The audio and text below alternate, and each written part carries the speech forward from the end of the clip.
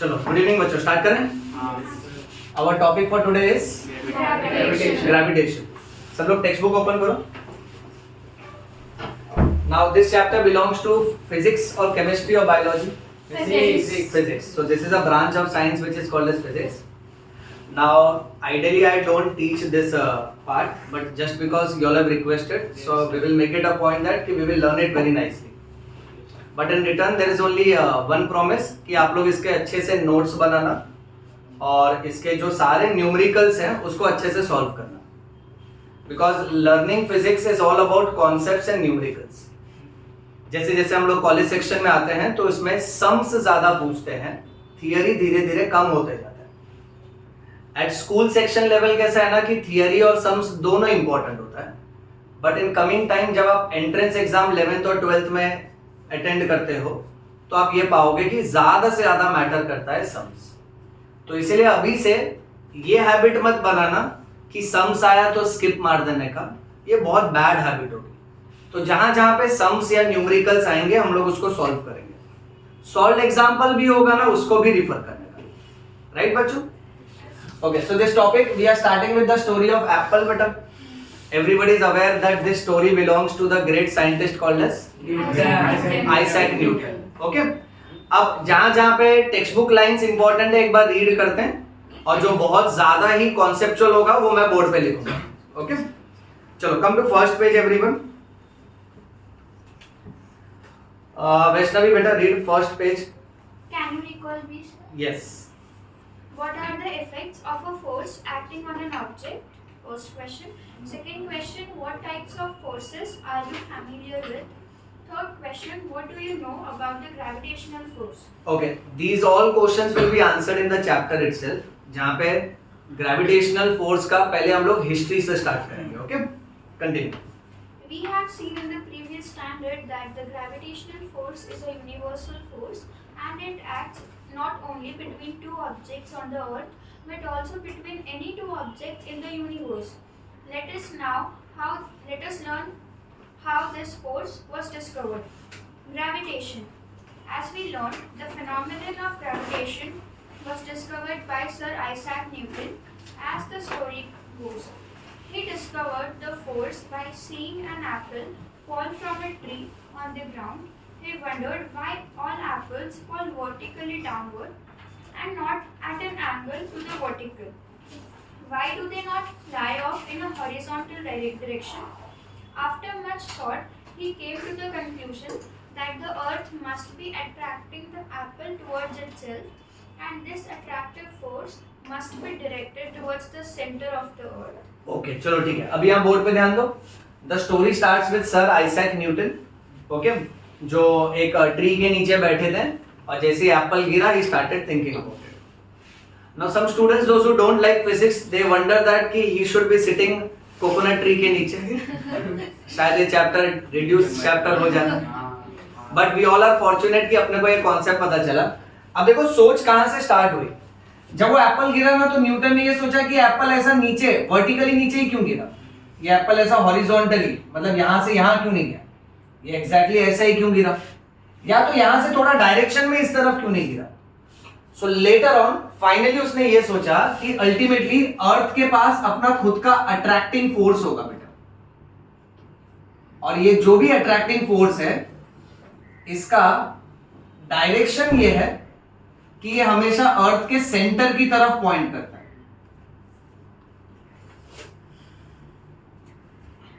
So it is directed toward the centre of the earth. Okay, continue बेटा. The direction from the apple on the tree to the center of the earth is the vertical direction at the position of the apple, and thus the apple falls vertically downwards. Figure 1.1 on the left shows an apple tree on the earth. The force on an apple on the tree is towards the center of the earth, that is, along the perpendicular from the position of the apple to the surface of the earth. The figure also shows the gravitational force between the earth and moon. The distances in the figure are not according to scale.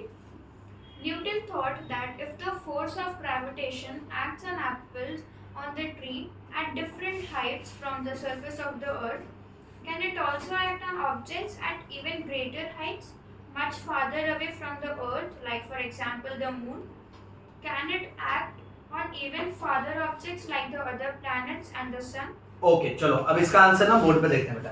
इसको ऐसे समझ के चलो कि यहाँ पे Newton ये सोच रहा था, सपोज फॉर एग्जांपल कि हम लोग ये स्फीयर को रिप्रेजेंट करते हैं एज प्लैनेट अर्थ.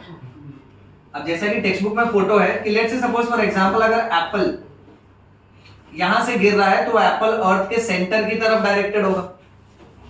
ओके अच्छा ये एप्पल ऐसा स्ट्रेट नहीं गिरेगा क्योंकि अर्थ का सेंटर यहाँ पे बेटा. एट द सेम टाइम वो फोटो में अपने को ये दिखाया कि यहाँ ऊपर की तरफ मून है बेटा. सो मून का अट्रैक्शन भी सेंटर की तरफ होगा. सो अब अपने को ये समझना है कि जो अर्थ का ग्रेविटेशनल फोर्स है वो सारे ऑब्जेक्ट्स को सेंटर की तरफ खींचता है. ओके और ये फोर्स ना अर्थ के बाहर जो बाकी के प्लैनेट्स हैं, ओके जो बाकी के हेवनली बॉडीज है जैसे कि मून है, सैटेलाइट्स है, उन सब पे भी वैलिड है. यानी उन पे भी एक ग्रेविटेशनल फोर्स काम करता है. अब ये टॉपिक का इंट्रोडक्शन है. अब धीरे धीरे टॉपिक थोड़ा हाई लेवल का होते जाएगा. स्टार्ट में सब लोग कंफर्म करो इतना समझा अच्छे से. ओके चलो कंटिन्यू विद नेक्स्ट पैरा बेटा, force and motion. Force and motion.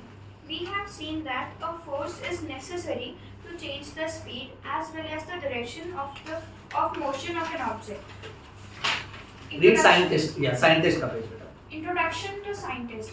Great scientist Sir Isaac Newton, 1642 to 1727, was one of the greatest scientists of recent times. He was born in England. He gave his laws of motion, equation of motion, and theory of gravity in his book Principia.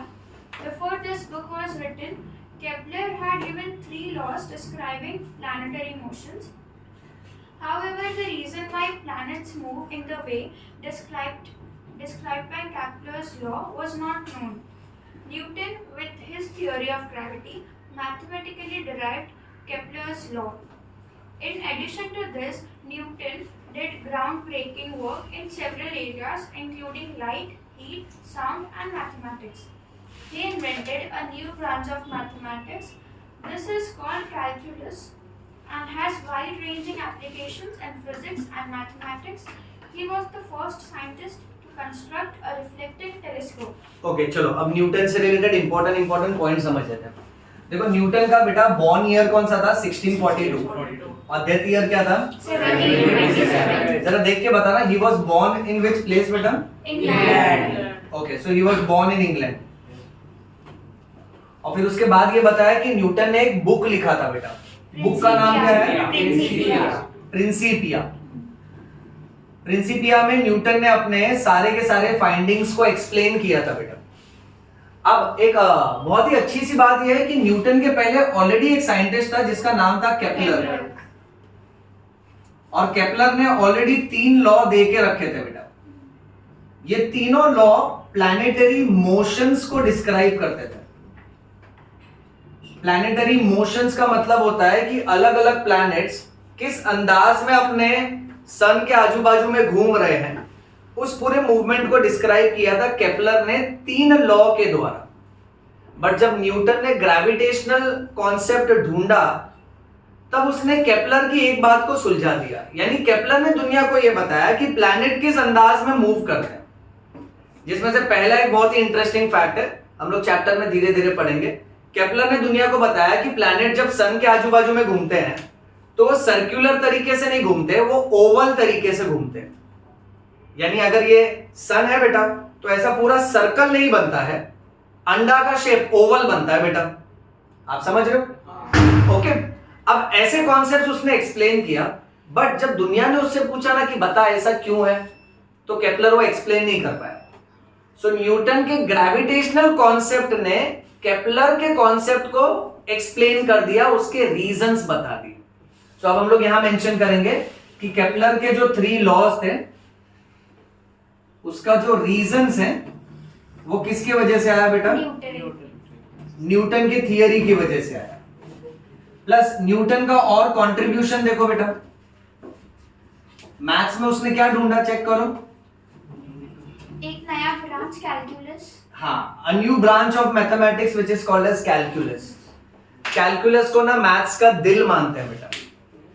DIL, D से derivatives, I से integration और L से limits. याद रखो, derivatives, integration, limits, ये आपको college section में advance mathematics में आएगा बेटा। ओके, सो कैलकुलस का पूरा सेक्शन न्यूटन ने ढूंढा था। प्लस चेक करो कौन सा टेलीस्कोप बनाया बेटा इसने, रिफ्लेक्टिंग टेलीस्कोप। Reflecting telescope. चलो आगे रीड करते हैं। आर्यन बेटा तुम कंटिन्यू करो next part. Circular motion and centripetal force. So try this पढ़ना। हाँ कंटिन्यू करो, एक एक लाइन पढ़ो बेटा। Tie a stone to one end of a string.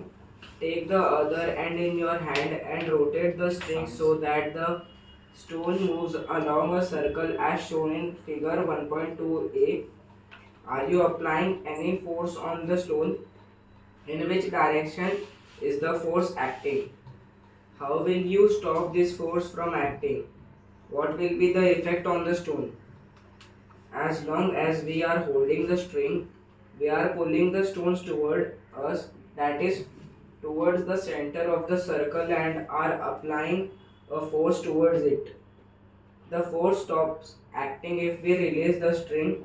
In this case, the stone will fly off along a straight line, which is the tangent to the circle, at the position of the stone when the string is released, because that is the direction of its velocity at that instant of time. Okay everybody please underline the word tangent. Tangent के ऊपर perpendicular लिख के रखो बेटा। Okay अब ये concept को ना यहाँ ड्रॉ करके समझ लेते हैं। जैसा कि आप वहां फोटो देख रहे हो कि अगर आप एक पत्थर में आप धागा बांधो और आप उसको ऐसे गोल गोल घुमाओ बेटा, ठीक है। अब यहां खड़ा इंसान अगर इसे गोल गोल घुमा रहा है बेटा, ठीक है, तो जब मैं इसको ऊपर से देखूंगा तो पत्थर का मोशन मुझे ऐसा दिखेगा बेटा। मान लेते हैं ये पत्थर बांधा हुआ है और ये पत्थर इस तरीके से गोल गोल घूम रहा है, फॉर एग्जाम्पल बच्चा। अब यहां पे अपने को एक नया कॉन्सेप्ट ये सीखना है कि जब भी सर्कुलर मोशन होता है तो यहां पे दो तरह के फोर्सेस होते हैं। पहला फोर्स जो उस ऑब्जेक्ट को हमेशा सेंटर की तरफ खींचता है बेटा, इस फोर्स को सेंट्रीपेटल फोर्स बोलते हैं। क्या बोलते हैं बेटा इसको? Centripetal force. हाँ, सेंट्रीपेटल फोर्स को हम लोग इजी वर्ड्स में बोलेंगे this is a centre seeking force. Okay, but एक ऑपोजिट फोर्स होता है जिसको बोलते हैं सेंट्रीफ्यूगल फोर्स। अब ये जो फोर्स है it is directed away from the centre.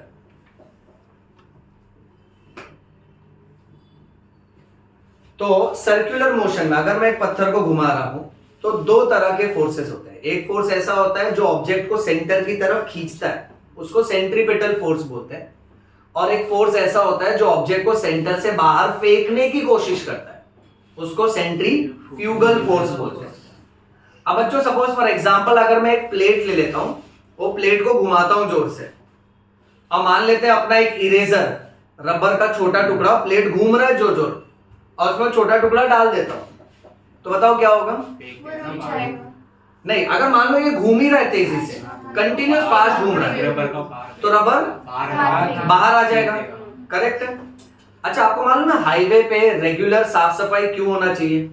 मान लो अगर हाईवे पे छोटे छोटे पत्थर है ये रबर की तरह, ठीक है, और मान लो एक गाड़ी का टायर जो गोल गोल घूम रहा है, सर्कुलर मोशन, वो एक पत्थर के ऊपर से गया तो पत्थर उड़ा सपोज, और पत्थर उड़ के अगर दूसरे टायर पे लगा तो क्या होगा?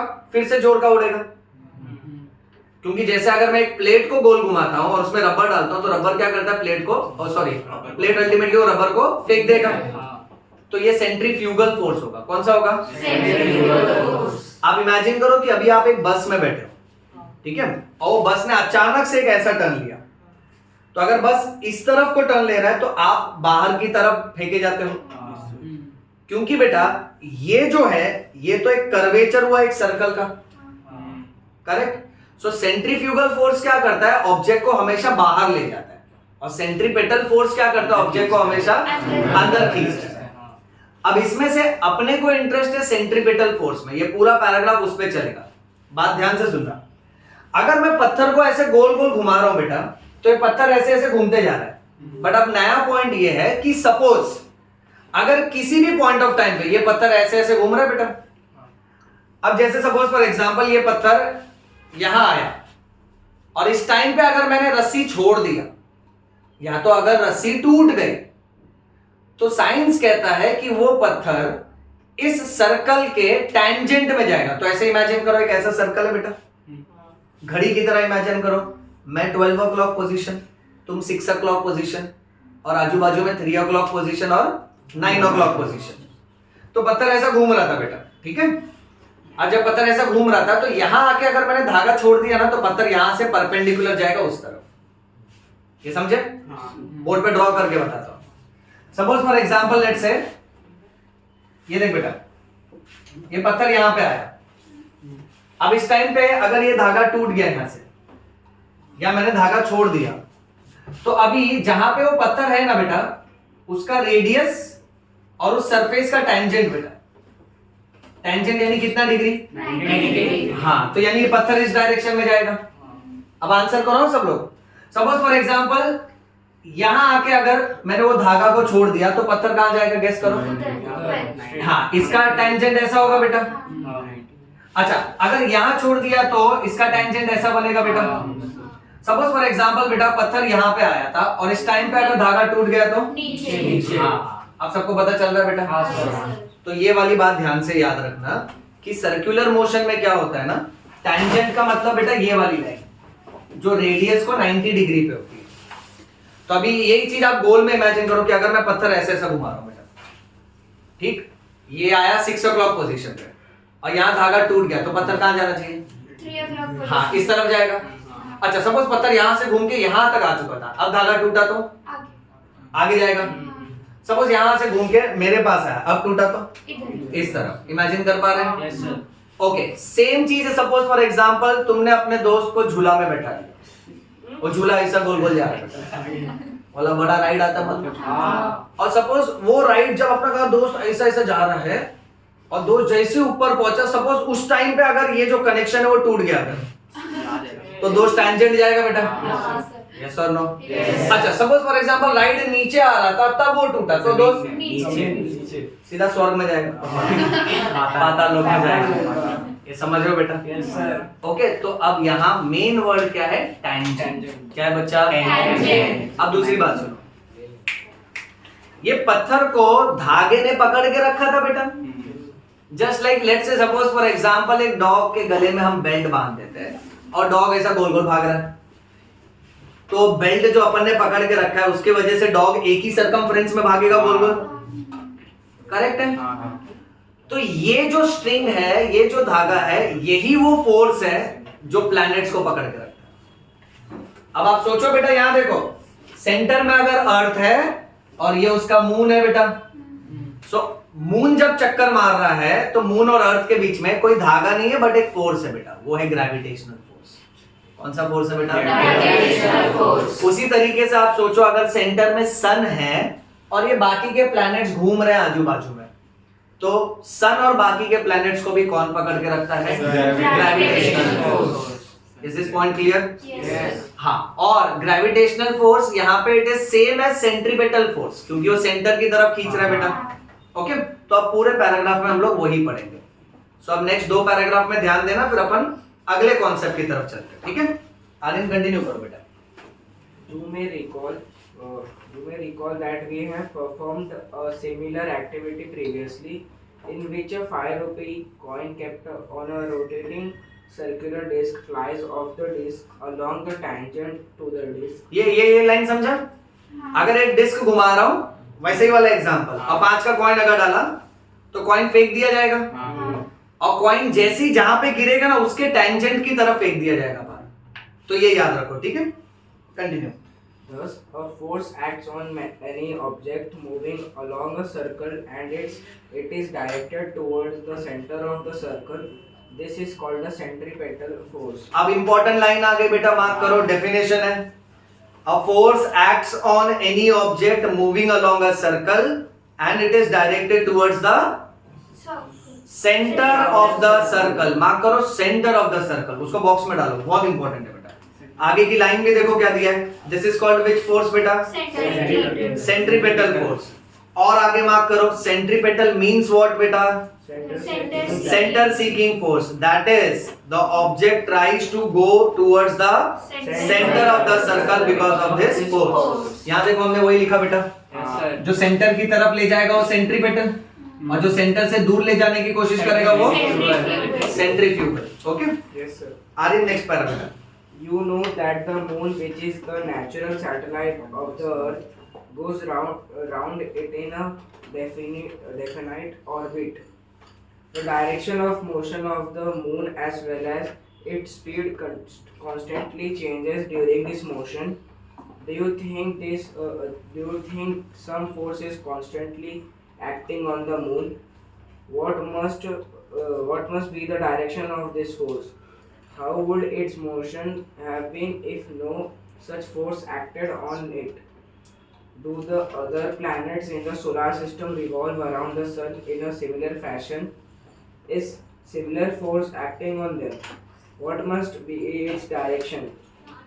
From the above activity, example and questions, it is clear that for the moon to go around the earth, there must be a force which is exerted on the moon, and this force must be exerted by the earth, which attracts the moon towards itself.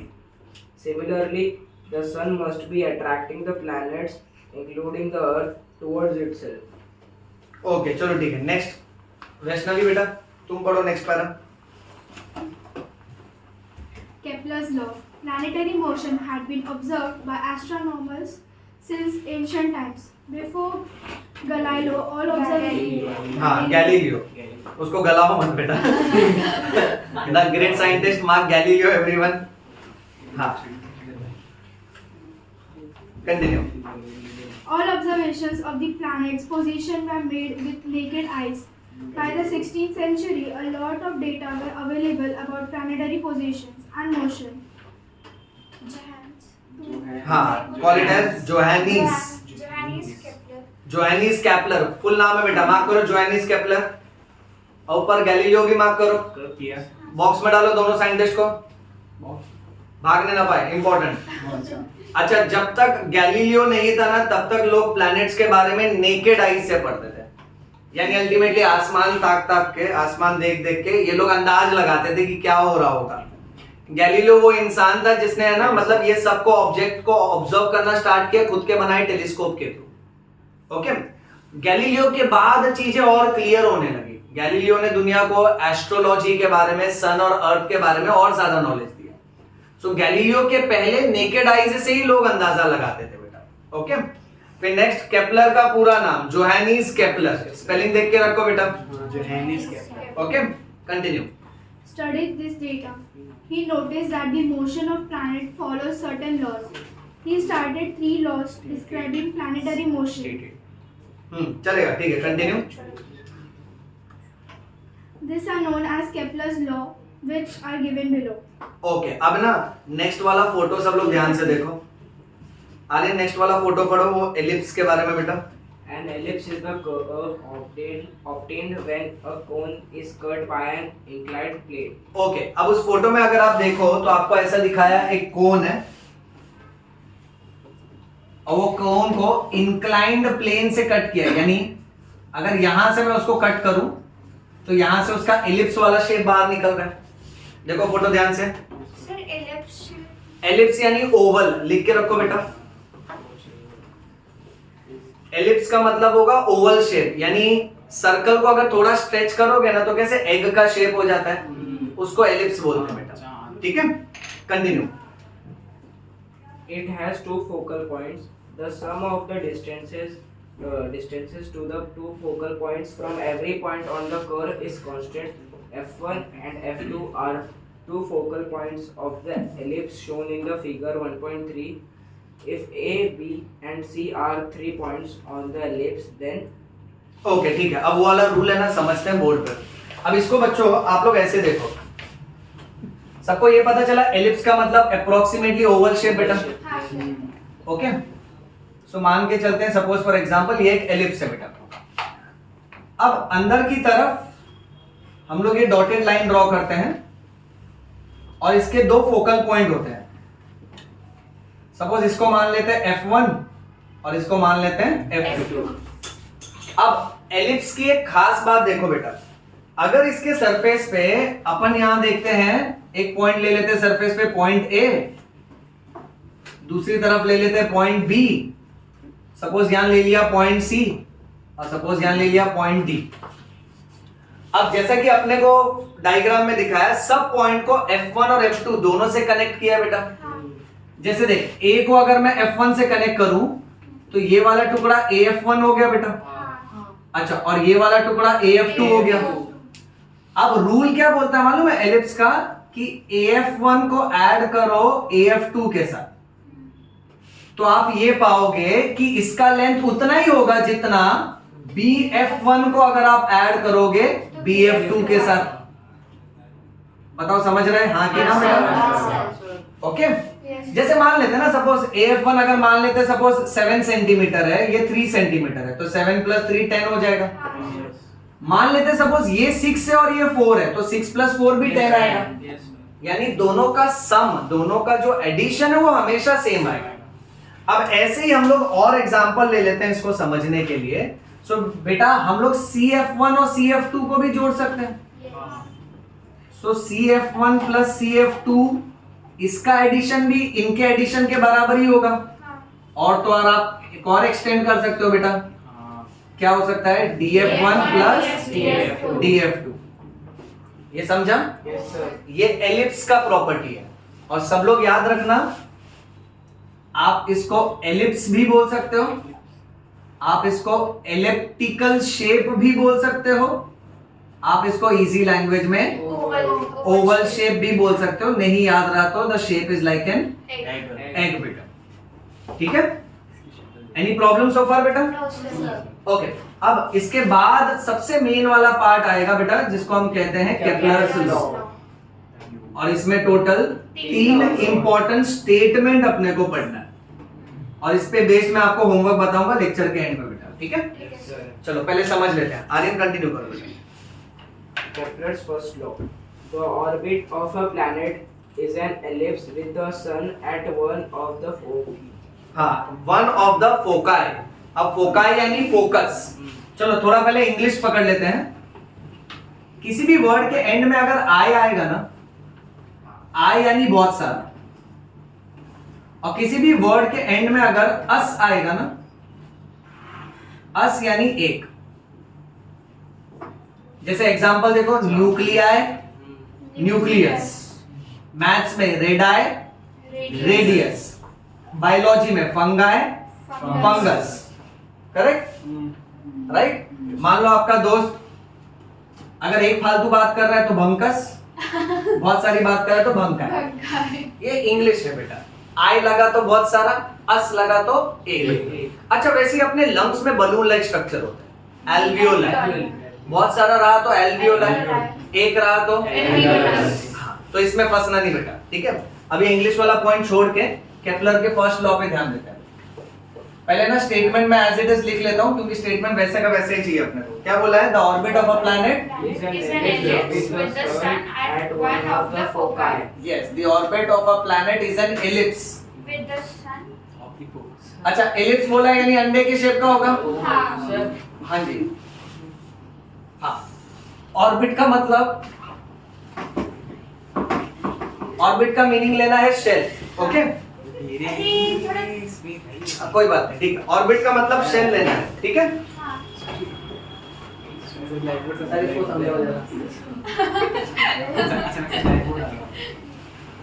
Orbit का मतलब अपने को क्या लेना है? शेल. Okay, so the orbit of a planet is an ellipse with sun, With the sun at one of the foci. with the sun at one of the foci.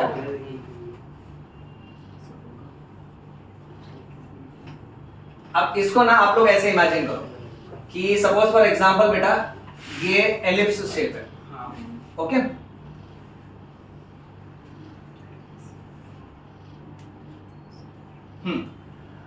और suppose for example बेटा यहां पर अपन सन imagine करते हैं। अब देखो ये बहुत जरूरी बात है, लोगों को क्या लगता है मालूम है, लोगों को लगता है सन सेंटर में प्लैनेट ऐसे घूम रहे गोल गोल, बट सर्कुलर फैशन में नहीं घूमते, अंडे के शेप में घूमते, यानी they are not revolving in circular manner, they are revolving in elliptical manner, ellipse के शेप में। और एलिप्स के शेप में भी कैसा होता है, सन बीच में नहीं बैठा है, सन फोकस वाले पॉइंट पे। अब फोकस वाला पॉइंट अपन कहां लिए थे, F1 और तो अभी F2 वाला पॉइंट इमेजिन कर रहे हैं, ठीक है। सो यहां मेंशन कर देते हैं ये सन है बेटा, और सपोज फॉर एग्जांपल इसको आप कोई भी प्लैनेट मान के चलो, तो ये इस तरीके से घूम रहा है इसके आजू बाजू में। अब दो तरीका है, या तो आप इसका स्टेटमेंट याद रखो, या तो आप ये फोटो याद रखो। फोटो याद रखोगे ना तो स्टेटमेंट अपने आप निकलता है। देखो कैसे, the orbit of a planet, planet जो शेल में जो पाथवे में रन करता है ना उसको ऑर्बिट बोलते हैं। क्या बोलते हैं बेटा, ऑर्बिट बोलते हैं। सो the orbit of a planet is an ellipse, अंडे के शेप का है, ओके। और इस अंडे के शेप में सन जो है कहां पर बैठा है, फोकस पे बैठा है बेटा। तो ये हो गया पहला लॉ। अब सेकंड लॉ पढ़ते बेटा, आर्यन सेकंड लॉ पढ़ो बेटा। The line joining the planet and the sun sweeps equal areas in equal intervals of the time. हाँ, ये वाली लाइन बहुत डेंजर है बेटा, ठीक है। मैं पहले मेंशन कर देता हूँ फिर समझा देता हूँ।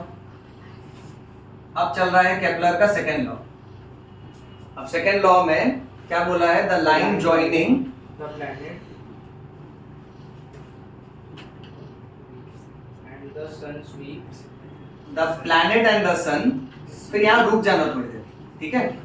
चाहिए तो एक कोलन डाल देते हैं। The line joining the planet and the sun sweeps equal areas in equal interval of time बेटा। सर आपको हाँ, ये मेरे को कैसे याद है, ये मुझे डायग्राम से याद है बेटा। यानी देखो अब दिमाग में क्या चल रहा है। अब यहाँ पे आप इमेजिन करो, सपोज ये वापस से एक बार एलिप्स ड्रॉ करते हैं, और यहाँ कौन है बेटा, Sun. ठीक है। अब बच्चों जैसे कि टेक्स्ट बुक में जो डायग्राम है उसके हिसाब से पहले एक्सप्लेन करता हूँ। सपोज ये प्लैनेट यहाँ पर है बेटा, इस वाले पॉइंट को ए बोला है, ठीक है। और कुछ टाइम के बाद ये प्लैनेट यहां आ जाएगा, इसको बी बोला है बेटा।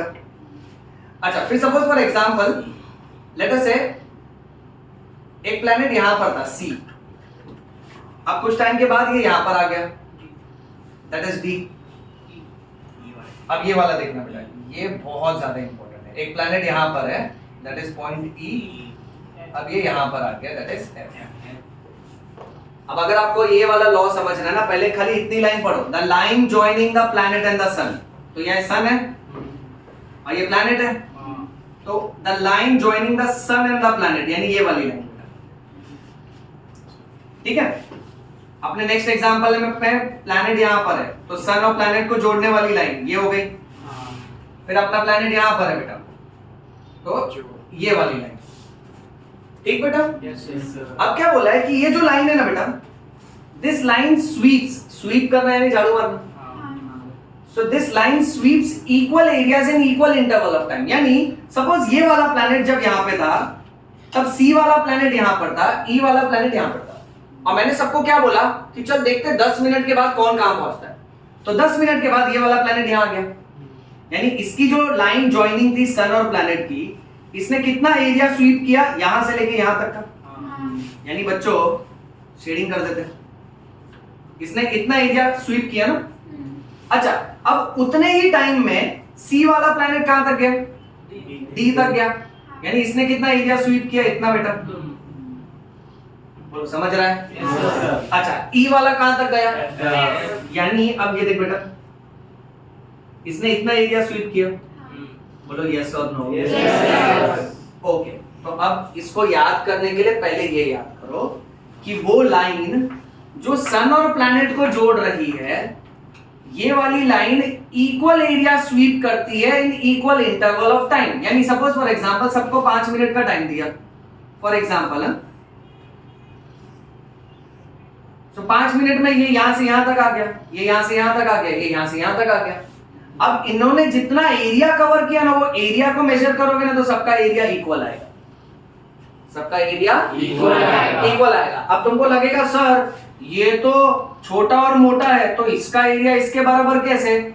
भले ये पतला है बट ये कंपैरेटिवली लंबा है, समझे ना? हाँ। अच्छा ये भले और भी पतला है बट ये तो इससे भी लंबा है बेटा, तो तीनों का एरिया सेम होना है। अब इसमें एक मजेदार बात बोलूं, सुनो। प्लैनेट ए वाले को देखो, प्लैनेट सी वाले को देखो और प्लैनेट ई वाले को देखो। कलर चेंज करके बता दो। 5 मिनट में प्लैनेट ए तो यहां से यहां तक पहुंच गया, अच्छा सी वाला तो यहां से यहां तक पहुंचा, बट ई वाला। तो अब क्या पता चलता है, जब कोई प्लैनेट सन के पास होता है ना फटाफट भागता है, उसको गर्मी लग रहा है। और जब वो प्लैनेट से दूर है ना तो अब स्लो स्लो भागता है। आप समझ रहे हो? हाँ। इट्स लाइक म्यूजिकल चेयर, ठीक है? अब म्यूजिकल चेयर में जब अपन को क्रॉस करने आता है ना अपन फटाफट भागते हैं, क्योंकि अपने को मालूम है अपन आउट हो सकते हैं। और जब अपने सामने चेयर होती है तब अपन स्लो स्लो आराम से भागते हैं ना, क्योंकि अपने को पता है अभी रुक जाए तो अपन बैठ जाए। तो ऐसे ही सोचो, अब ये प्लैनेट जब टर्न मारेगा ना सन के पीछे से फटाफट भागेगा। यानी 5 मिनट में इसने इतना डिस्टेंस कवर किया, इसने थोड़ा कम, इसने बहुत कम। ये समझा? अभी अगला सवाल आएगा कि ई और एफ के बीच में आपको क्या पता चलता है ये डिस्टेंस को देखने के बाद? तो अपने को ये पता चलता है कि जब प्लैनेट सन से दूर होता है ना, ध्यान से सुना, जब प्लैनेट सन से दूर होता है ना तो उस हिसाब से वो कम डिस्टेंस कवर करता है बेटा, क्योंकि सन और उसके बीच का डिस्टेंस ज्यादा है। अब डिस्टेंस ज्यादा है तो ग्रेविटेशनल फोर्स कम होता है बेटा। ओके, वो हम लोग स्टेप बाय स्टेप देखेंगे। चलो आगे इसके बाद वाली लाइन पढ़ो बेटा। AB and CD are distance covered by the planet in equal time, that is after equal intervals of time. The positions of the planet starting from A and C are shown by B and D respectively. The straight lines AS and CS sweep equal area in equal intervals of time, that is area ASB and CSD are equal. Okay, area A S B. बच्चों बताओ S किसको लिया है? Sun को। तो A S और B का area is same as C S और डी का area is same as E S और एफ का एरिया। बात समझा? Yes, sir. ओके, Aryan continue. Kepler's third law. The square of its periods of revolution around the sun is directly proportional to the cube of the mean distance of a planet from the sun. Okay, अब third law यहाँ mention कर देते हैं। Third law अपने को direct याद रखना पड़ेगा। थर्ड लॉ का स्टेटमेंट याद रखने से अच्छा पहले इसका है ना फॉर्मूला पैटर्न में याद कर लेते हैं। इसका डायग्राम ज्यादा हेल्प नहीं करेगा, इसका फॉर्मूला ज्यादा हेल्प करेगा। T square is directly proportional to R cube. अब ये समझने से पहले हम लोग ये समझ लेते हैं कि कभी भी देखो फिजिक्स और मैथ्स में इस तरह से लिखने का स्टाइल होता है।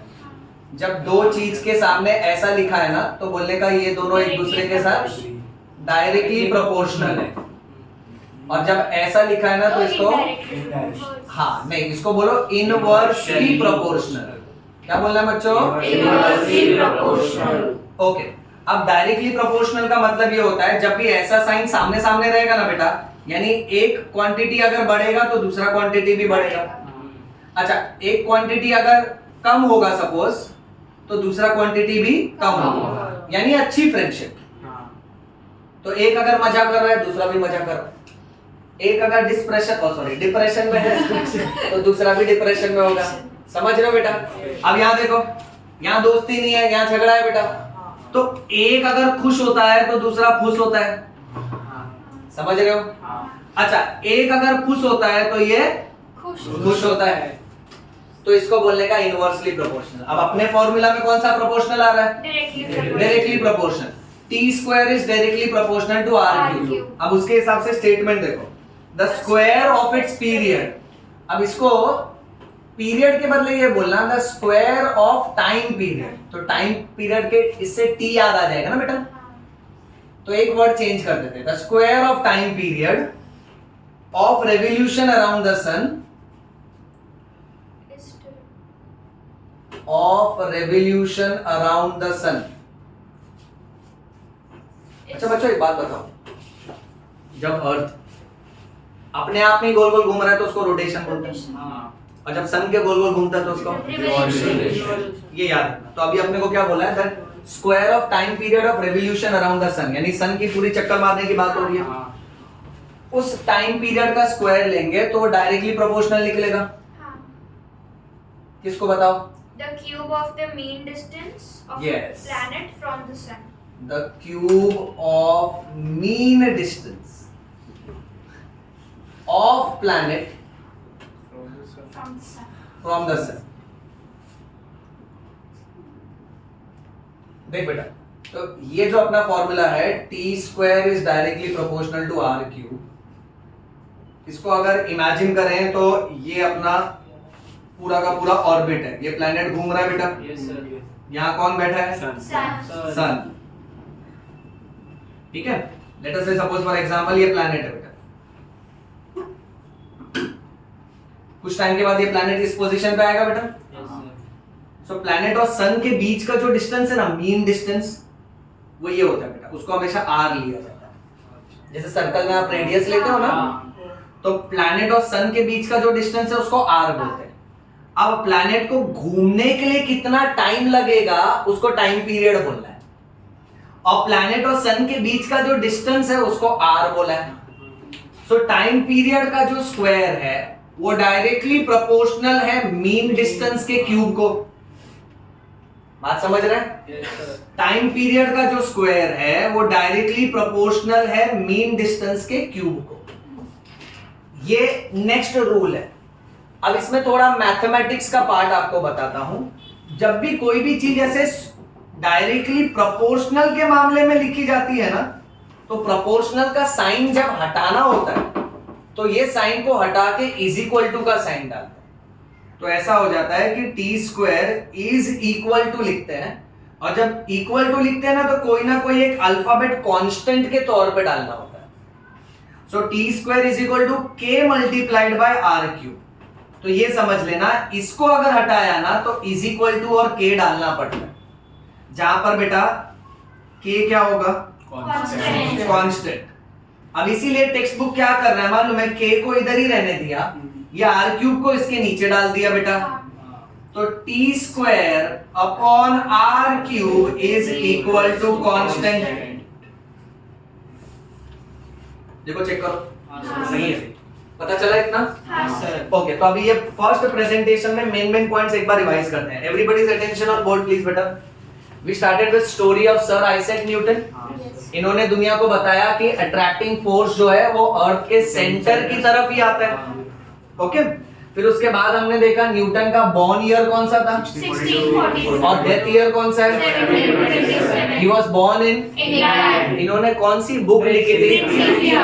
अच्छा, न्यूटन के पहले कौन से साइंटिस्ट थे? केपलर। केपलर ने कितने लॉ दिए थे? 3 बट केपलर अपने लॉ को समझा नहीं पाया, उसके रीजन को नहीं समझा पाया। उसने दुनिया को बताया कि ऐसा होता है, बट ऐसा क्यों होता है, मैथमेटिकली उसका क्या फॉर्मूला है, ये न्यूटन ने मदद की उसकी। तब जाके न्यूटन की ग्रेविटी की थियरी काम आई बेटा। अच्छा, केपलर के जो 3 लॉ थे वो कौन से मोशन पे थे बेटा? प्लैनेटरी मोशन पे थे। अच्छा, फिर उसके बाद उसने रीजन, उसके लॉ का रीजन न्यूटन के थियरी से क्लियर हो गया बेटा।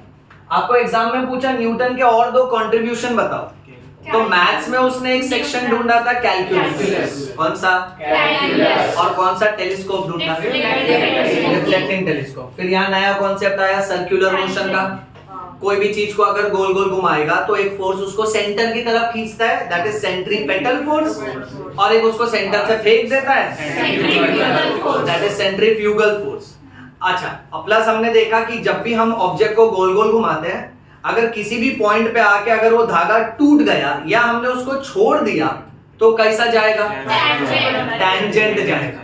टैंजेंट नहीं जमेगा तो परपेंडिकुलर बोलो, परपेंडिकुलर नहीं जमेगा तो 90 डिग्री या राइट एंगल बोलो बेटा। तो जिस सरफेस पे है उसको राइट एंगल जाएगा वो। करेक्ट है बेटा? अच्छा, फिर उसके बाद हमने देखा था कि एलिप्स को आप एलिप्टिकल या ओवल शेप भी बोल सकते हो। उसमें 2 फोकल पॉइंट होता है, सरफेस के किसी भी पॉइंट का जो सम एडिशन आप कर लोगे वो बाकी के पॉइंट्स के साथ सेम होगा बेटा। फिर हम लोग चले थे केपलर के 3 स्टेटमेंट पे, जहां हमने शुरुआत में पढ़ा किसी भी वर्ड के एंड में आई आया यानी बहुत सारा, अस आया यानी एक। क्लियर बेटा? चलो अब 3 लॉ है बेटा। पहला लॉ देखो क्या बोल रहा है, the orbit of a planet is an ellipse with sun at one of the foci. यानी प्लैनेट की जो चक्कर मारने की जो उसका रास्ता है वो हमेशा एलिप्स शेप का होता है, और इस एलिप्स में सन अंदर है बट फोकस वाले पॉइंट पे बैठा होता है। करेक्ट बेटा? सेकेंड लॉ देखो, सेकेंड लॉ कहता है the line joining the planet and sun. तो the line joining the planet and sun, the line joining the planet and sun, line joining the planet and sun. This line sweeps equal area in equal intervals of time. Yes sir. ये समझा बेटा? Yes. तो ये line equal area cover करता है in equal intervals of time. Third वाले law में हमने देखा T square is directly proportional to R cube, जहां टी स्क्वायर का मतलब होता है टाइम पीरियड का स्क्वायर और आर क्यूब का मतलब होता है mean distance, the mean distance between sun and the planet. Rule देखो, the square of the time period of revolution around the sun, square of the time period of revolution around the sun is directly proportional to the cube of the mean distance of the planet from the sun. ये समझा बेटा? Yes. Okay चलो अब text book में आ जाओ, सब लोग अपने अपने टेक्स्ट बुक में आ जाओ बेटा। आर्यन तुम कंटिन्यू करो। सर ये थर्ड लॉ का होगा। हाँ कंटिन्यू करो। If r is the average distance of the planet from the sun and t is its period of revolution, then t square is directly proportional to r cube, that is t square upon r cube is equals to constant is equals to k. Continue बेटा। Kepler obtained this law simplified from the study of the position of planets obtained by regular observation. He had no explanation as to why planets obey this law. We will see below how these laws helped Newton in the formulation of his theory of gravitation. अच्छा अब यहाँ क्या देख रहे हैं कि Kepler को अपने लॉ का एक्सप्लेनेशन और रीजन मालूम नहीं था, बट किसकी थियरी ने उसकी हेल्प किया? न्यूटन की थियरी ने उसकी हेल्प किया। करेक्ट है? ओके अब बच्चों मैं ये वाला पार्ट रब करता हूँ। ओके इसमें से इसका स्क्रीनशॉट लेके ग्रुप में सर्कुलेट कर दूंगा, तो आप लोग को ये सब कुछ वन टाइम नोट्स में लिखना है। ओके बाय द टाइम मैं ये रब करता हूँ, आप लोग केपलर के 3 स्टेटमेंट को मेमोराइज करने की ट्राई करो। ठीक है? Everybody revise this much. तब तक मैं 2 मिनट अभी भी पर फोटो ले सकते हैं। नहीं दैट इज ओके, रहने दो, मैं वीडियो में से ही ले लूंगा स्क्रीनशॉट, कोई प्रॉब्लम नहीं। ओके सब लोग मन में पढ़ो, तीनों स्टेटमेंट रिवाइज करो बेटा।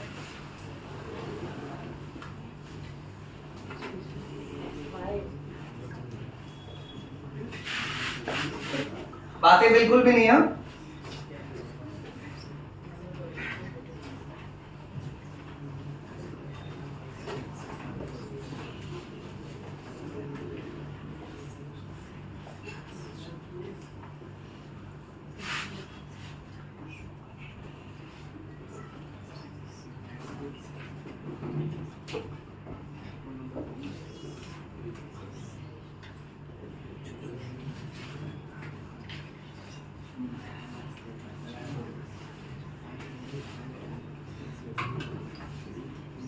तीनों स्टेटमेंट मन में बोलो बेटा।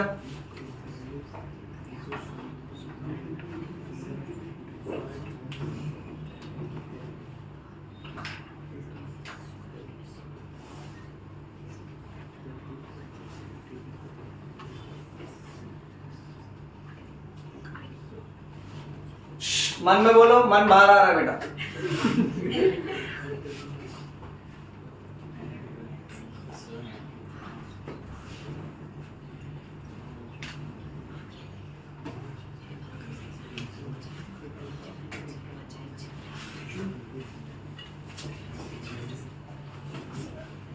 हाँ चलो कंटिन्यू करते हैं। वैष्णवी बेटा तुम कंटिन्यू करो next para. Newton's universal law of gravitation. Sir, use the print. हाँ चलेगा, कंटिन्यू करो। Yes All the above considerations including Kepler's law, led Newton to formulate his theory of universal gravity. According to this theory, every object in the universe attracts every other object with a definite force. Boys ध्यान दे रहे हो कि नहीं बेटा? Book में, text book में देखो, मैं तो उड़ा दूंगा टेंजेंट की तरह बेटा। हाँ कंटिन्यू।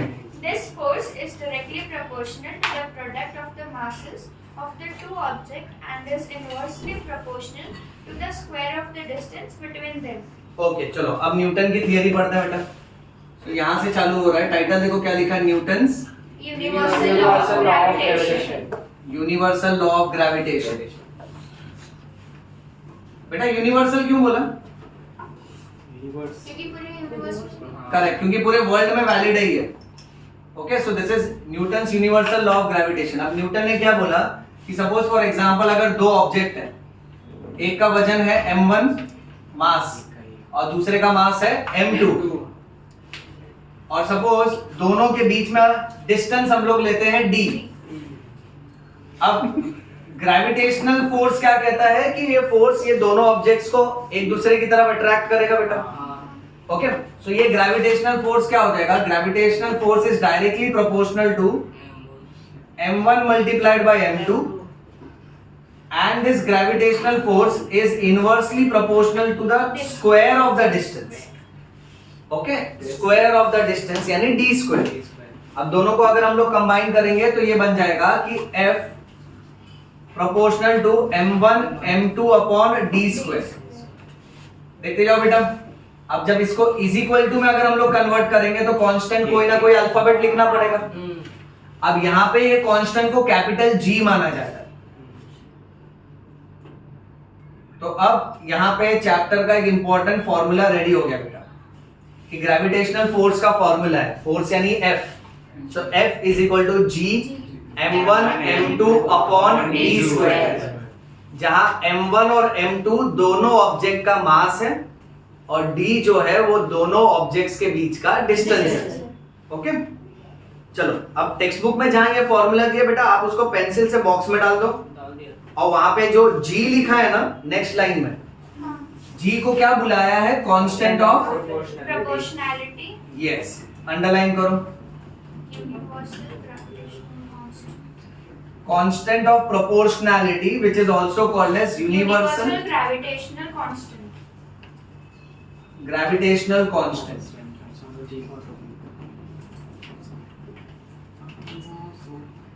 अच्छा एक बात अभी से ही हम लोग डिस्कस कर लेते हैं। वहां देखो येलो बॉक्स दिया बेटा, Yes, sir. येलो बॉक्स में एक साइंटिस्ट का नाम है हेनरी कैवेंडिश। हेनरी कैवेंडिश ने ये G का वैल्यू फाइंड आउट किया था और G का वैल्यू आया 6.673 into 10 raised to minus 11 newton metre square पर kg रेज़ टू -2। अब यहाँ पे बहुत सारे मैथ्स और फिजिक्स के पार्ट अपने को समझने पड़ेंगे, एक एक करके बताता हूँ, ध्यान से सुनो। न्यूटन ने यहां तक देखा था कि दो ऑब्जेक्ट के बीच में जब ग्रेविटेशनल फोर्स होगा जो दोनों ऑब्जेक्ट को अट्रैक्ट करता है, जैसे मान लो एप्पल और अर्थ, राइट? अच्छा एप्पल और अर्थ में से कौन किसको अट्रैक्ट करेगा? करेक्ट ना? उल्टा हो सकता है क्या? नहीं, दैट इज नॉट पॉसिबल क्योंकि वजन मैटर करता है। करेक्ट है बेटा? अच्छा सो अगर दो ऑब्जेक्ट है m1 और m2, उनके बीच में ग्रेविटेशनल फोर्स ऑफ अट्रैक्शन है, तो वो ग्रेविटेशनल फोर्स का फॉर्मूला आएगा G m1 m2 upon d square, जहां G को यूनिवर्सल ग्रेविटेशनल कांस्टेंट बोलते हैं। हेनरी कैवेंडिश ने G की वैल्यू फाइंड आउट की थी और ये G की वैल्यू में ये वाली यूनिट क्यों लगी है? ये SI यूनिट के हिसाब से चल रहा है बेटा, यानी आप इसको सिस्टम इंटरनेशनल या तो स्टैंडर्ड इंटरनेशनल यूनिट बोल सकते हो बेटा।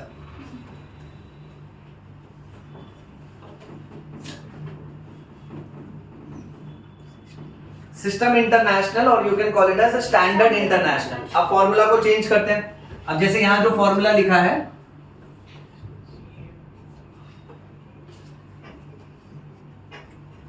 अब सपोज ये वहां चले जाएगा बेटा, ओके तो अल्टीमेटली क्या होगा? F multiplied by d square is equal to G multiplied by m1 multiplied by m2। अब g को वैसा का वैसा ही रहने देते हैं, तो m1 और m2 इसके नीचे बेटा है, सो f इंटू डी स्क्वायर और यहाँ m1 multiplied by m2, is equals to correct, okay. अब f क्या है, फोर्स है बेटा, सो फोर्स को हम लोग न्यूटन में मेजर करते हैं। अच्छा, d तो डिस्टेंस है दोनों के बीच का, meter. तो डिस्टेंस तो मीटर में होता है और ये मीटर का स्क्वायर, देख बेटा ये बनते जा रहा है न्यूटन मीटर स्क्वायर पर kg मल्टीप्लाइड बाय kg, क्योंकि m1 m2 तो मास है बेटा, हाँ. मास को kg में मेजर करते हैं, सो kg into kg will be kg square. तो इसीलिए जब मैं g का यूनिट लिखूंगा तो लिखने में या तो मैं ऐसा लिख सकता हूं कि g का यूनिट है newton metre square upon kg square, ऐसे लिख सकता हूं, या तो मैं उसको न्यूटन मीटर स्क्वायर लिख रहा हूं और kg को ऊपर लेके गया ना तो kg रेज टू -2 हो जाएगा। हो जाएगा. इसलिए ये वाला पार्ट टेक्स्ट बुक में डायरेक्टली छाप के दिया हुआ है, बट आप लोग समझना ये इस तरीके से डिराइव हुआ है, और इसको ढूंढा था साइंटिस्ट जिसका नाम है हेनरी कैवेंडिश। येलो बॉक्स पूरा मार्क करो। हाँ, sir. SI unit, the unit of G is Newton meter square per kg square. The value of G was first experimentally measured by Henry Cavendish and the value is 6.673 into 10 raised to -11. By heart करो सब लोग फटाफट।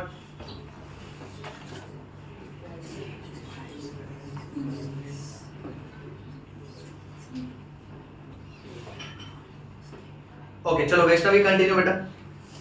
An introduction to scientists.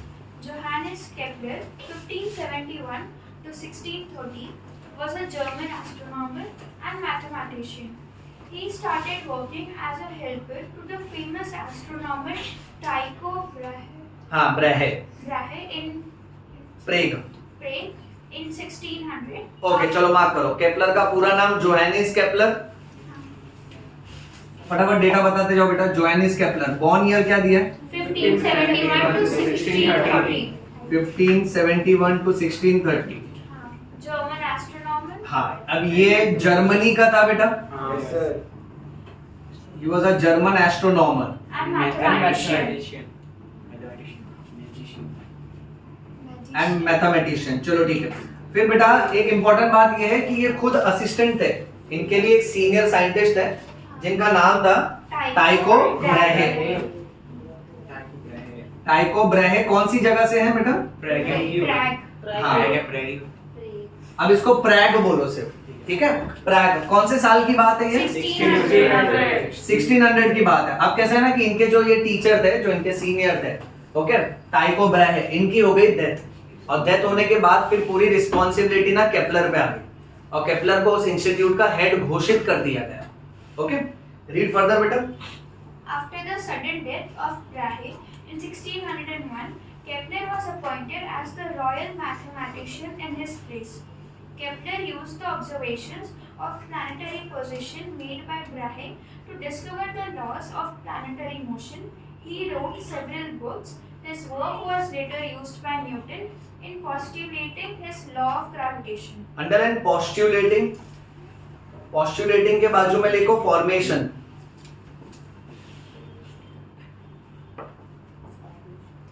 Yes, continue बेटा।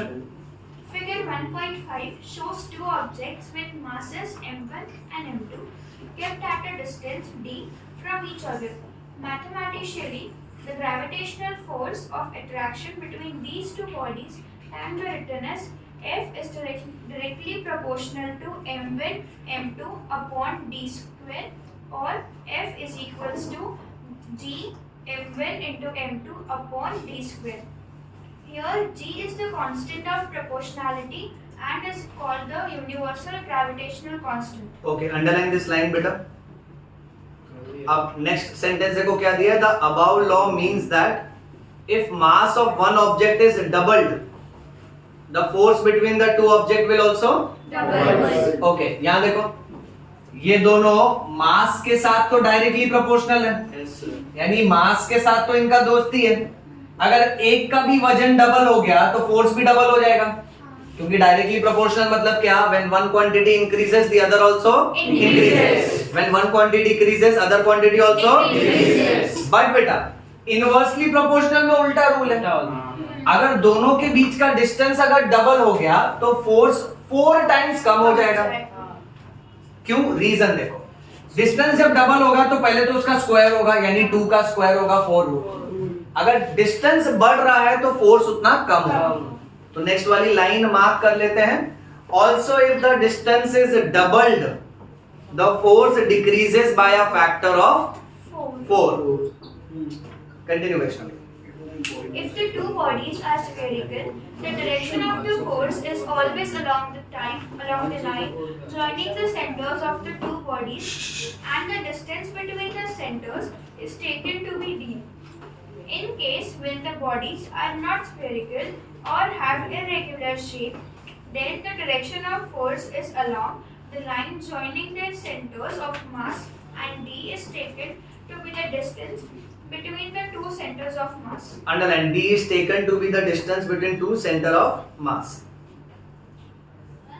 और इसमें ऊपर की तरफ स्पेरिकल वर्ड को बॉक्स में डालो बेटा,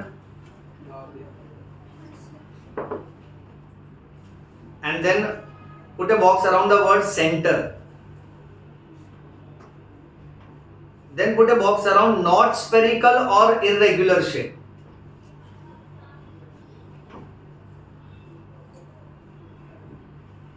और फिर then put a box around center of mass. अब देखो यहां पे 2 पॉइंट एक्स्ट्रा आ रहे हैं बेटा। ये जो ग्रेविटेशनल फोर्स का जो फॉर्मूला है, यहां देखो सब लोग बेटा, ग्रेविटेशनल फोर्स में m1 और m2 मल्टीप्लाई होता है, और दोनों के बीच में जो डिस्टेंस है वो अल्टीमेटली उसका स्क्वायर होता है बेटा। ओके, अब अगर ये दोनों भी बॉडी परफेक्ट गोल रहा बेटा, तो दोनों के बीच का डिस्टेंस दोनों के सेंटर से लेने का बेटा, एग्जैक्ट यहां से लेके यहां तक, इसको हम लोग d बोलेंगे, तो इसके सेंटर तक एक्सटेंड होगा बेटा। ये समझ रहे हैं? अच्छा, तो जब दोनों स्पेरिकल शेप के हैं तो डिस्टेंस के लिए दोनों का क्या कंसीडर करना है? सेंटर। बट अगर मान लो बॉडी अगर इरेगुलर शेप की है तो दोनों का जो सेंटर ऑफ मास होगा, अब देखो सेंटर और सेंटर ऑफ मास में फर्क होता है बेटा। जैसे लेट अस से सपोज फॉर एग्जांपल बेटा कि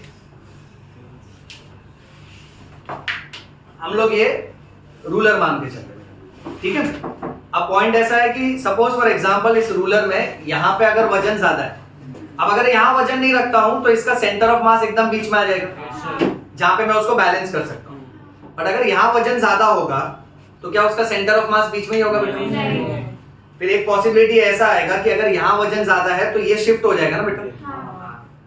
अगर सपोज फॉर एग्जांपल मैं एक बुक या तो पिल्लो लेके उसको फिंगर पे घुमाता हूं, तो फिंगर पे वो क्यों घूम पाता है? क्योंकि मेरी फिंगर जो है ना वो उसके सेंटर ऑफ मास वाले एरिया पे होती है, यानी उसका शेप कुछ भी हो अगर, ओके, तो उसका जहां पे सेंटर ऑफ मास है, सेंटर ऑफ मास यानी जहां पे उसका मैक्सिमम मास कॉन्सेंट्रेटेड है, उसको हम लोग बोलेंगे सेंटर ऑफ मास। अब एग्जाम में ये बात पे ध्यान देना कि अगर तुमको ये बोले कि ग्रेविटेशनल फोर्स दो ऑब्जेक्ट के बीच में जो स्पेरिकल शेप के हैं तो दोनों का सेंटर कंसीडर करने का, बट अगर इरेगुलर शेप के हैं जहां स्पेरिकल शेप नहीं दिया है तो सेंटर नहीं, क्या कंसीडर करना है? ये समझा बेटा?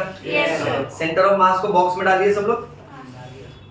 ओके, चलो आगे बढ़ते हैं बेटा। वैष्णवी कंटिन्यू करो इसके बाद। From equation 2, it can be seen that the value of G is the gravitational force acting between two unit masses kept at a unit distance away from each other. Thus, in SI units, the value of G is equal to the gravitational force between two masses of 1 kg kept 1 meter apart. Okay, चलो ठीक है, mark करो। In SI unit, the value of G is equal to gravitational force between two masses of how many kg? 1 kg. At what meter? 1 meter apart. अच्छा, तो ये formula use कर लेते हैं और यहाँ पे इसके SI यूनिट के हिसाब से मान के चलते हैं। SI यूनिट के हिसाब से बेटा 1 kg बोला है ना, यानी दोनों का वजन m1 और m2 दोनों का वजन कितना है? 1 kg। 1 kg. और डिस्टेंस कितना है? 1 meter. 1 मीटर। तो अगर ये फॉर्मूला अप्लाई करें बेटा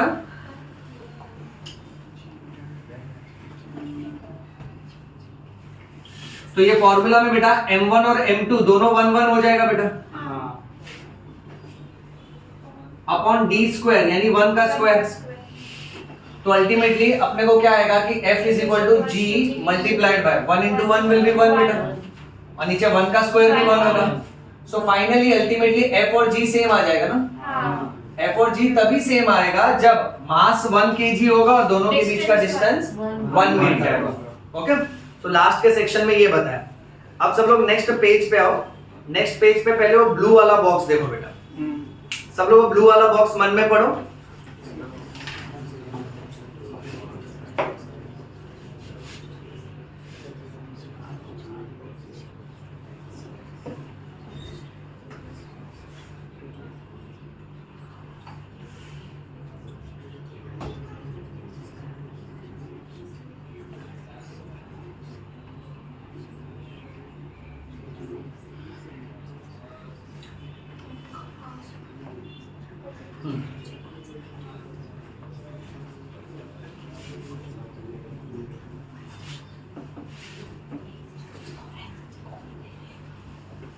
ओके, अब उसमें सेंटर ऑफ मास के बारे में दिया बेटा।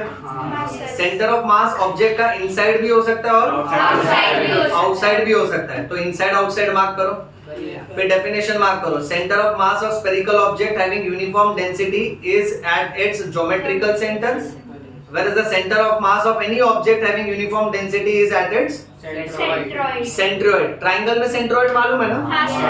ओके, सो अगर मान लो एक ट्रायंगल शेप का ऑब्जेक्ट होगा तो उसका सेंटर ऑफ मास आपको सेंट्रोइड पे मिलेगा, जहां पे तीनों का जो ट्राइसेक्शन वाला कॉमन पॉइंट होता है ना बेटा, वहां पे। अच्छा, फिर come to paragraph of uniform circular motion and magnitude of centripetal force. ये पैराग्राफ यश तुम पढ़ो बेटा।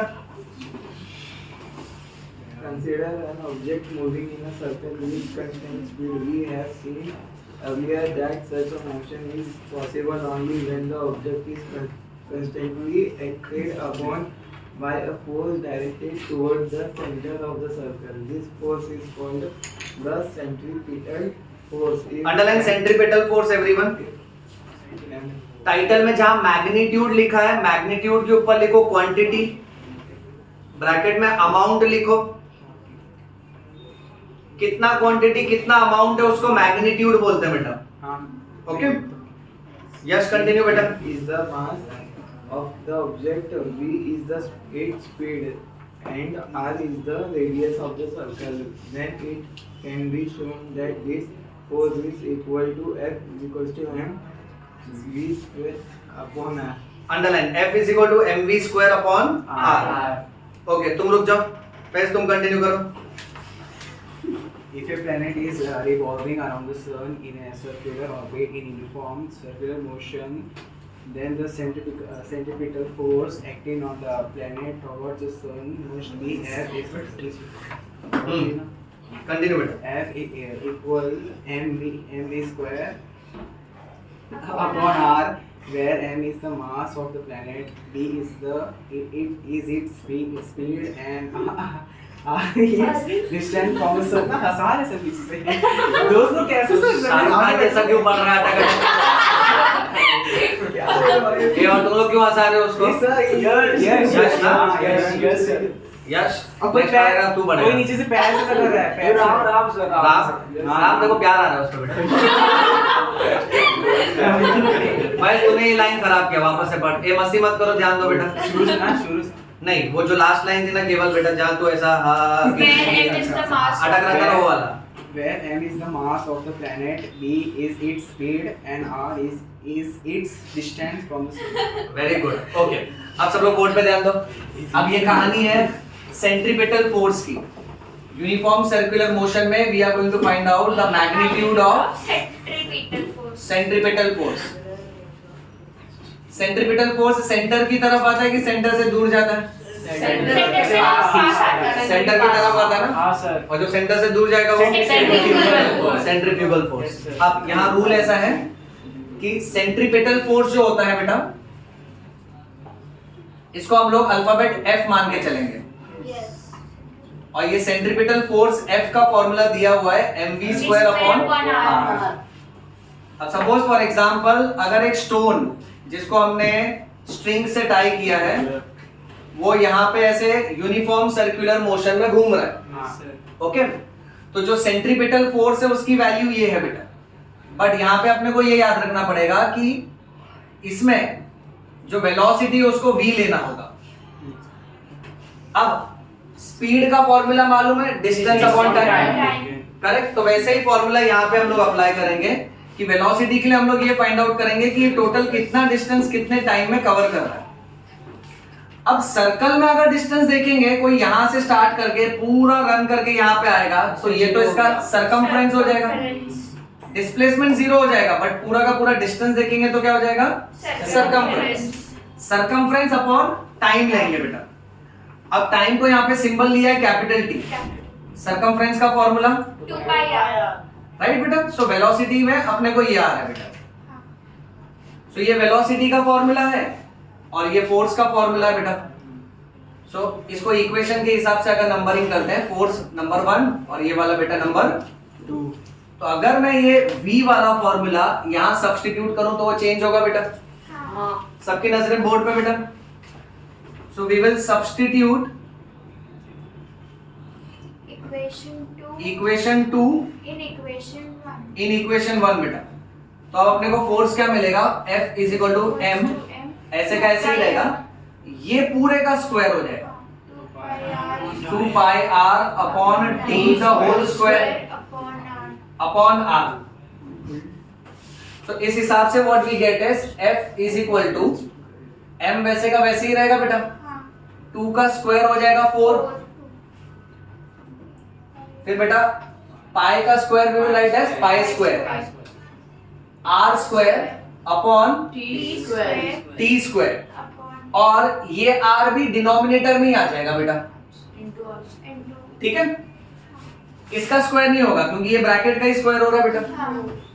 अच्छा, अब इसके बाद में टेक्स्ट बुक में देखो बेटा एक स्टेप लिखा है जहां पे 4m pi square r, 4m pi square r। अच्छा, r और r स्क्वायर को कट करेंगे तो अल्टीमेटली अपने को वही आ जाएगा।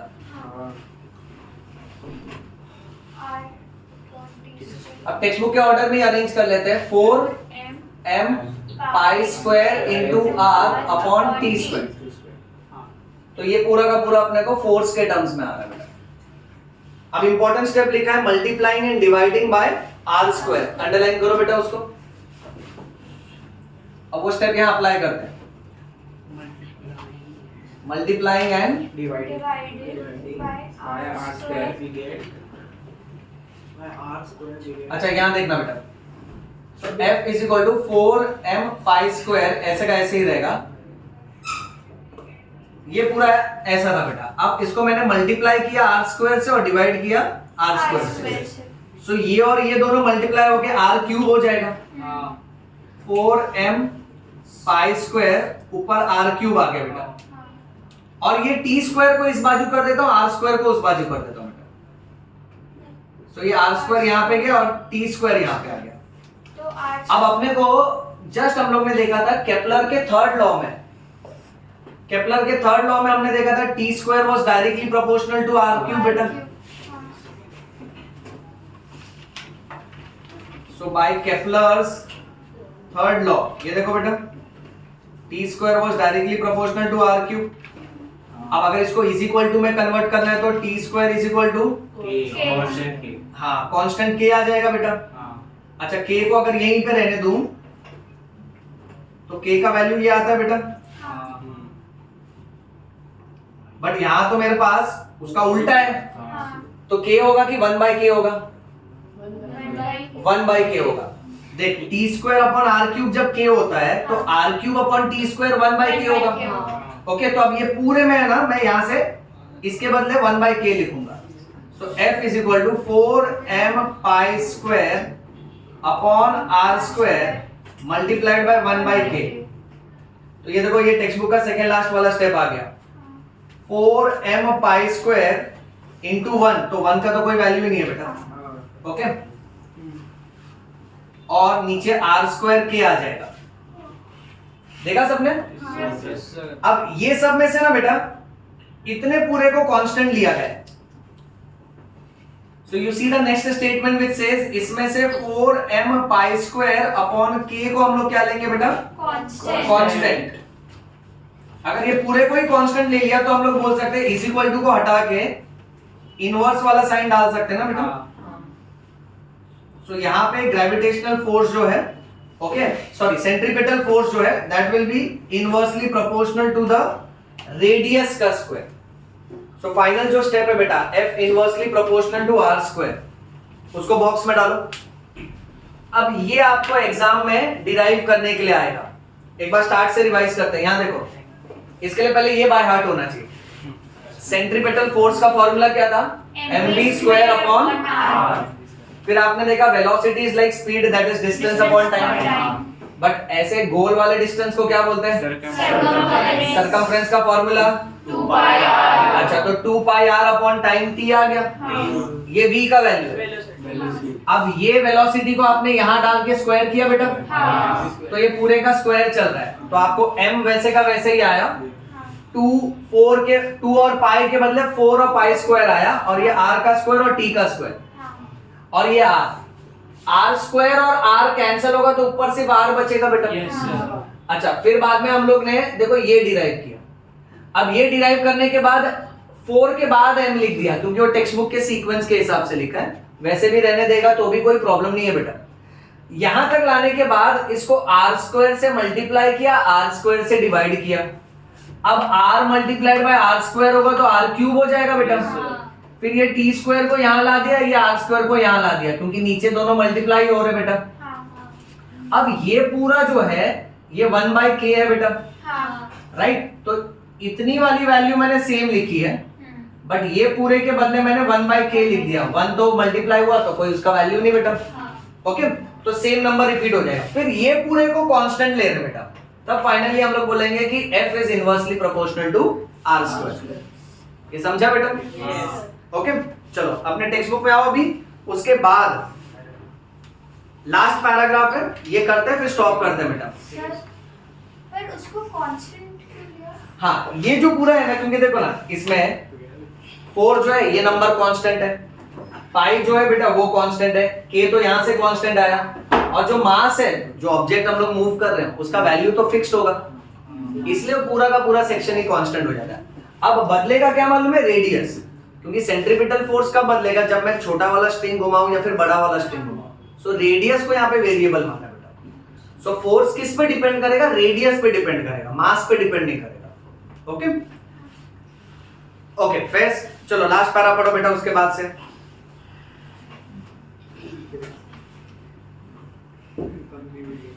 Thus Newton concluded, वहां से Concluded that the centripetal force, which is the force acting on the planet, is and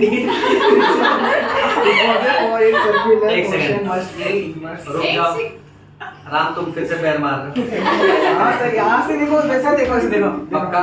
देखो देखो। तो ये क्यों अटक रहा है? अरे तेरे अंगूठे में घंटा मस्ती मत करो, चलो फेस तुम पढ़ो अच्छे से। एक एक वर्ड आराम आराम से रुक रुक के पढ़, ठीक है? कोई घाई नहीं है।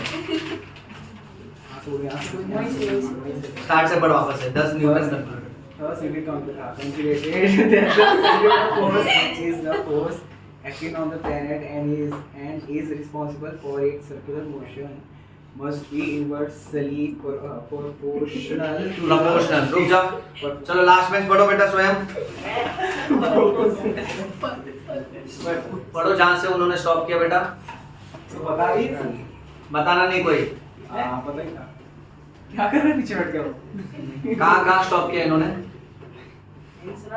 हाँ करो। Hence postulated the inverse square law of gravitation. The gravitation. ए रुक जा, खड़े रहे, फेस कंटिन्यू कर। पास तुमने जहाँ स्टॉप किया वहां से। must be inversely proportional to the square of the distance between the planet and the sun. हाँ रुक जा, underline inversely proportional. Inversely proportional to the square of the distance between the planet and sun. Mark करो कर दिया sir. बच्चों। अगर circular motion में हम लोग लेते हैं, जैसे वो पत्थर को धागे से बांध के अगर हम लोग मूव कर रहे हैं, तो धागे का जो लेंथ होगा वो रेडियस होगा। यस और नो? Yes. बट अगर वो प्लैनेट और सन है सो अल्टीमेटली उनके बीच का जो डिस्टेंस होगा वो आर स्क्वायर हो जाएगा बेटा। Okay, continue. Newton identified this force with the force of gravity and hence postulated the inverse square law of gravitation. Mark करो, inverse square law of gravitation. Okay Aryan you continue बेटा। The gravitational force is much weaker than other forces in nature, but it controls the universe and decides its future. This is possible because of the huge masses of planets, stars, and other constituents of the universe. Okay next वो देखो एक question दिया है, use your brain power में। Is there a gravitational force between two objects kept on a table? जैसा अगर suppose बेटा ये दोनों मार्कर बाजू बाजू में रखा है, इनके बीच में ग्रेविटेशनल फोर्स होगा कि नहीं होगा? Gravitational force is a force of attraction between always two masses, यानी फोर्स होगा बट फिर भी एक दूसरे को अट्रैक्ट नहीं हो रहे क्योंकि इनके बीच में जो ग्रेविटेशनल फोर्स है वो बहुत बहुत बहुत कम है। अब ग्रेविटेशनल फोर्स ज्यादा मैटर करता है मास के ऊपर। जैसे सपोज एक एप्पल और अर्थ की बात करूं तो अर्थ उसको ज्यादा पुल करेगा क्योंकि अर्थ का मास ज्यादा हो जाता है बेटा। उसी तरीके से देखो आगे भी एक लाइन लिखा है, क्या दिया है कि और between you and your friend sitting next to you. Now you and your friend sitting next to you, अगर आप दोनों एक दूसरे के आजू बाजू में बैठे हो क्या कुछ टाइम के बाद एक दूसरे के ऊपर नीचे हो जाते हो? नहीं। तो यहाँ पर भी अपना वजन जा जाके कितना होगा बेटा? 40 kg, 50 kg, 60 kg, 70 kg। स्वयं रहा तो 150-200 किलो तक फॉर एग्जाम्पल। सबसे ज्यादा बड़ा पाव ये खाया। नहीं सर यश का तुझे पनिशमेंट मिलेगा, तेरा ध्यान नहीं था आज। एक आध जेल में भी होगा उसके। छुपा के रखा देखता हूँ, चेक करता हूँ। तो अब कैसा हो जाता है, अगर अर्थ के वजन की बात करें तो अर्थ का वजन तो काफी ज्यादा होता है बेटा। तो यहाँ देखो बेटा, अगर कोई प्लैनेट अर्थ और सन की बात करें तो दोनों का वजन काफी ज्यादा है और वजन जितना ज्यादा होगा उतना ग्रेविटेशनल फोर्स ज्यादा होगा। तो दो ऑब्जेक्ट जो एक दूसरे के बाजू में है और दो फ्रेंड्स जो एक दूसरे के बाजू में है, इनका वजन प्लैनेट के वजन के कंपैरिजन में काफी कम होता है, इसलिए इनके बीच में ग्रेविटेशनल फोर्स ऑलमोस्ट नेग्लिजिबल होता है। नेग्लिजिबल यानी ना के बराबर। ये समझा बेटा? Yes sir. चलो ठीक है, यहाँ स्टॉप करते हैं और नेक्स्ट क्लास से हम लोग सॉल्व एग्जांपल्स करेंगे, ठीक है? Okay sir. इसको ना स्टॉप कर दो बेटा। स्टॉप कर।